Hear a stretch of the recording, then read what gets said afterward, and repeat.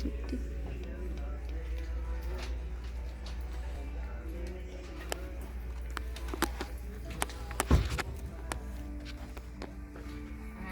afternoon. My name is Chantel Phillips. Today I'm going to talk to you about social isolation and technology. Let's take a minute to talk about socializing with technology. Is it helping or hurting us? Social media was designed to connect us with family and friends who are far away, others who are involved in similar activities as us, networking purposes, and to share ideas with others. Granted, that was designed, but is it negatively contributing to some health issues and social isolation in our society? Social isolation is a growing problem amongst people today because it is a contributing factor to increased mental and physical health and work-related issues.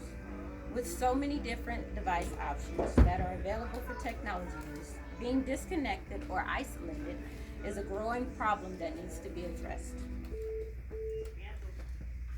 The invention of many different types of technology devices such as smartphones, laptops, gaming consoles, and smart televisions are making access to the internet readily available to us on a daily basis. I can say from my end, my family and I get caught up on many different social sites for at least 2 hours a day. We're checking on what's going on with our online friends, work-related issues, or just scrolling and searching. I have noticed that I isolate myself from others when I'm doing this. Since 1985, Americans have become more socially isolated. The size of their discussion network has declined, and the diversity of those people with whom they discuss important matters has decreased. Social Isolation and New Technology, 2014. This isolation or loneliness is leading to increased cases of depression, poor cognitive recognition, and increased mortality rates, higher levels of stress, and hurts job performance. Spending more than 2 hours per day have been shown to contribute to social isolation. Berglund, 2017. We do not think much of it when we are scrolling through timelines, liking and commenting on posts, but we are cutting out real-world interaction and time we could be sharing face-to-face with others. These issues are found mostly in young adults between the ages of 19 and 32. A study conducted by Brian Permack and his colleagues showed that this age group will go online often to attempt to not have feelings of loneliness, but it backfires more often than not. When they are online searching, the images of other people's seemingly perfect vacations, homes, and lives make them feel like they are being left out of what is going on. Hobson, 2017. This will lead to anger, envy, and jealousy from things that could or could not be true. In the teenager group, this has been shown to lead to severe depression or even death because they feel they're being left out on purpose or people are throwing things in their face to hurt them. The isolation issues are the same when it comes to the workplace. You could think that working around others, a person would have good communication, but this is not true when it comes to remote location workers.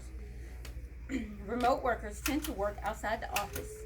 Since they spend a good bit of their workday on laptops and other mobile devices, they do not have a lot of person-to-person interaction, and they are seemingly always working. They do have virtual interactions, but to them it's not the same. Remote workers are more likely to experience disengagement from others and loneliness.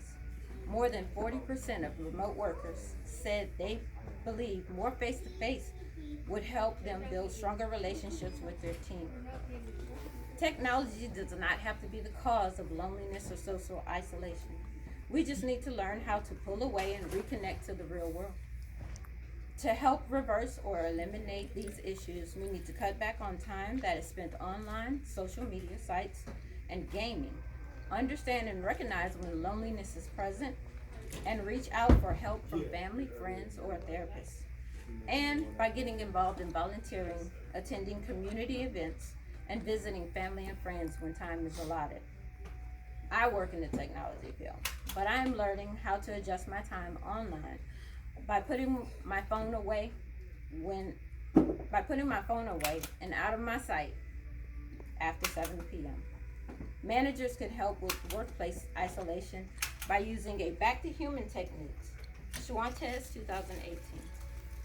Scheduling time to have in-person face-to-face conversations with workers so that they will feel valued and not overlooked.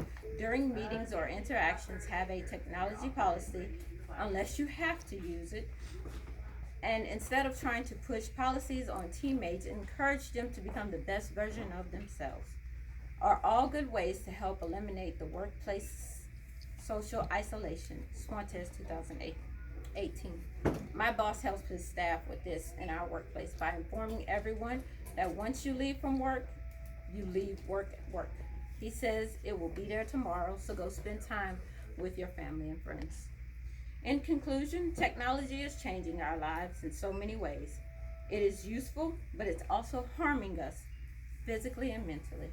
Technology is a contributing factor to isolation, health issues, and poor job performance. But by not regulating our technology use, not having regular human interactions, or by not socializing in groups outside the internet or gaming, our health will continue to decline. Our relationship with family and friends will suffer greatly, and we will be considered a miserable, unwanted group of people. Thank you. Don't publish. Y'all did it.